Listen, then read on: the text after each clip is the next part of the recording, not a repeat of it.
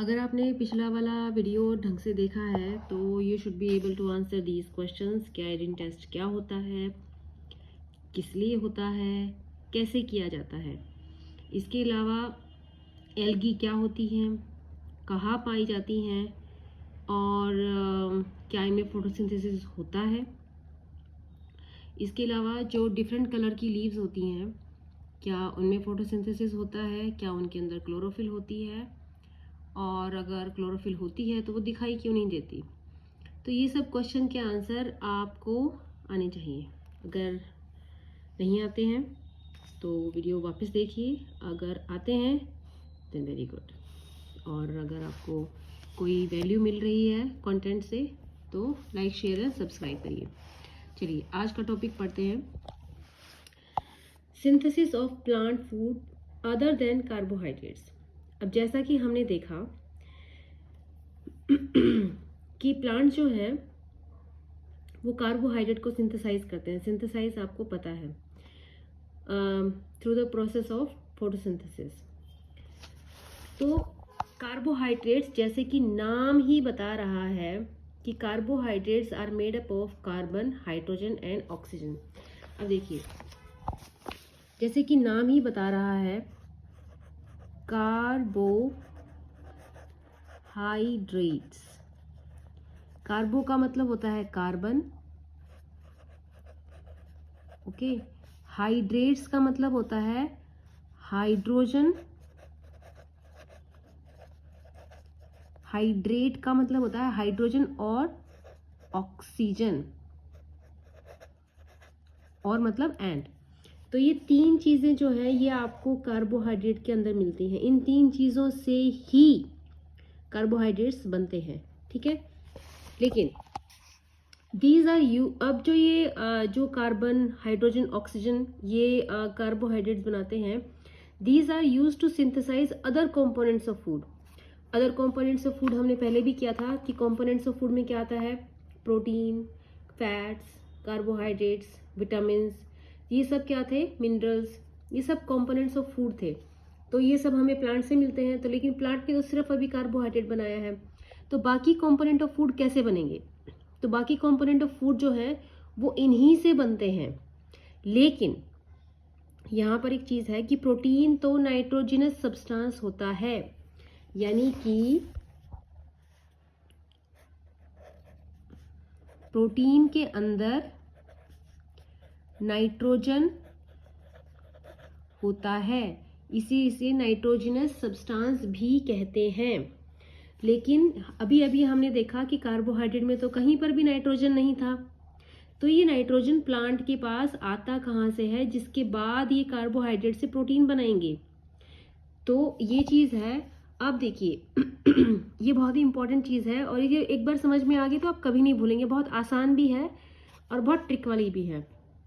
Nitrogen जो है, अगर आपने कभी एयर कंपोजिशन के बारे में पढ़ा होगा कि जो हमारे चारों तरफ जो एयर है उसमें सबसे ज़्यादा अमाउंट जो है वो नाइट्रोजन की ही होती है। सबसे ज़्यादा जो अमाउंट है हमारी एयर के अंदर वो नाइट्रोजन की ही है। लेकिन यहाँ पर एक पॉइंट है, plants can not absorb nitrogen from the air. ये ध्यान दीजिए, nitrogen is present in abundance in gaseous form in the air, but however plants cannot absorb nitrogen in this form. तो अगर हम अपना एक प्लांट बनाते हैं, लेट्स से कि हमने एक प्लांट ड्रॉ किया, ये हमारा प्लांट है, ठीक है। ये इसकी रूट्स हैं, ऑलमोस्ट हमने सब चीज़ें बना दी हैं। तो ये हमारा प्लांट है। इस प्लांट के अंदर चारों तरफ जो हवा है, उस हवा के अंदर बहुत सारी नाइट्रोजन है। अंडरस्टैंडिंग सेक मैं उस नाइट्रोजन को एक स्क्वायर की शेप में बना रही हूँ। ये जो जितना भी स्क्वायर प्रेजेंट है प्लांट के चारों तरफ, वो सब क्या है, नाइट्रोजन है। ये क्या है, नाइट्रोजन। नाइट्रोजन स्क्वायर शेप का नहीं होता है, ये सिर्फ हम अंडरस्टैंडिंग से हमने ये बनाया है। लेकिन प्लांट जो अब्जॉर्ब कर सकता है, अब ध्यान से दीजिए, जो अवेलेबल है एयर के अंदर वो है स्क्वायर शेप का, और जो प्लांट अब्जॉर्ब कर सकता है लेट्स से वो एक ट्रायंगल शेप है। प्लांट को किसकी जरूरत है? ट्रायंगल की। क्या वो ट्रायंगल एयर में प्रेजेंट है? नहीं। एयर में प्रेजेंट है स्क्वायर शेप, लेकिन प्लांट को चाहिए ट्रायंगल शेप। तो वो ट्रायंगल शेप कहाँ से आएगी? अब देखिए, जो प्लांट की सोयल के अंदर बहुत सारे बैक्टीरियाज होते हैं, बैक्टीरिया हर जगह होते हैं, सोयल के अंदर भी होते हैं। तो ये जो बैक्टीरिया होते हैं ये इस स्क्वायर शेप नाइट्रोजन को ट्रायंगल शेप नाइट्रोजन में कन्वर्ट कर देते हैं, और फिर ये नाइट्रोजन जो है प्लांट के आसपास की जो सोयल है वहाँ पर ये मिक्स हो जाती है, जो कि एक्चुअली अवेलेबल है प्लांट के लिए। जब वाटर प्लांट अब्जॉर्ब करेगा रूट्स के द्वारा, जब हमने बात करी थी कि वेसल से वो सारा फिर लीफ तक जाएगा, तो जब ये वाटर को अब्जॉर्ब करेगा तो इसके साथ साथ नाइट्रोजन भी, इस जो ये ट्रायंगल वाली नाइट्रोजन है ये भी प्लांट के अंदर चली जाएगी। इस तरह से प्लांट के अंदर नाइट्रोजन भी चली गई है, लेकिन वो नाइट्रोजन एयर से नहीं गई है, उस नाइट्रोजन को अब्जॉर्ब करने लायक बनाया है जो सोयल के अंदर बैक्टीरिया होते हैं। तो ये जो बैक्टीरिया हैं जो सोयल के अंदर प्रेजेंट हैं और जो नाइट्रोजन को प्लांट के अब्जॉर्ब करने के लायक बनाते हैं, ये हमारे लिए बहुत ही बेनिफिशियल बैक्टीरिया होते हैं। सभी बैक्टीरिया खराब नहीं होते हैं। तो ये देखिए, अब हम पढ़ते हैं कि इसको प्लांट अब्जॉर्ब नहीं कर सकते। Soil has certain bacteria that convert gaseous nitrogen into a usable form and release it into the soil. I hope आपको ये बात समझ में आ गई होगी, डिटेल में हमने भी डायग्राम बना के समझी है। These are absorbed by the plant along with, along मतलब के साथ, with water. Also you might have seen farmers adding fertilizers rich in nitrogen to the soil. In this way plant fulfill their requirements of nitrogen along with the other constituents. Plants can then synthesize proteins and vitamins. तो इस तरह से plant जो है directly बहुत सी दूसरी चीज़ें भी अब्जॉर्ब करते हैं, जिसके बाद वो प्रोटीन्स और विटामिन्स को बनाते हैं, जो बाद में हम इनसे फूड की फॉर्म में लेते हैं। तो इस तरह से जो प्लांट्स हैं वो बाकी चीज़ें इन्वायरमेंट से लेके और उनसे नाइट्रोजन, प्रोटीन, विटामिन्स और फैट्स और बाकी चीज़ें बनाते हैं।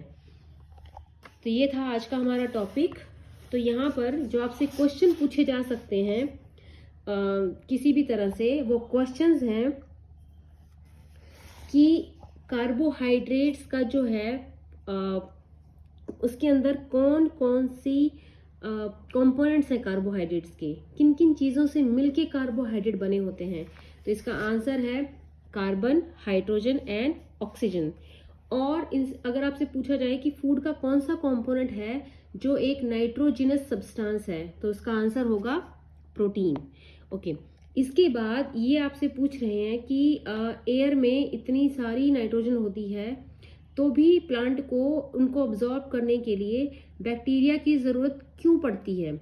तो ये इसका एक्सप्लेनेशन हमने इस डायग्राम में बहुत ही अच्छे से समझाया है। ये आप इसका आंसर यहाँ से लेंगे और कोशिश करके एक डायग्राम ड्रॉ भी कर देंगे जब आप आंसर लिखेंगे। इसके बाद दूसरा कौन सा सोर्स है इसके अलावा, बैक्टीरिया के अलावा, जहाँ से प्लांट्स अपनी जो नाइट्रोजन है उसको उनको मिलता है। तो ये आप बोलेंगे कि ये जो फार्मर्स हैं जो फर्टिलाइजर्स यूज़ कर सकते हैं। फर्टिलाइजर्स बेसिकली आर्टिफिशियल सोर्स हैं, या एक तरह से जैसे हम मल्टीविटामिन्स खाते हैं तो ये फर्टिलाइजर जो है ये भी एक तरह का एक्स्ट्रा सोर्सेज होते हैं दूसरे मिनरल्स का, जो प्लांट्स बाद में यूज़ करते हैं चीज़ें, दूसरा फूड कंपोनेंट्स बनाने के लिए। तो फर्टिलाइजर से और बैक्टीरिया जो सॉइल के अंदर प्रेजेंट होते हैं ये हेल्प करते हैं प्लांट को नाइट्रोजन अब्जॉर्ब करने में और नाइट्रोजन की नीड को कंप्लीट करने के लिए, और उसके बाद और नाइट्रोजन किस काम आती है, प्रोटीन को सिंथेसाइज करने के लिए। तो ये था आज का हमारा टॉपिक। मिलते हैं नेक्स्ट लेसन में।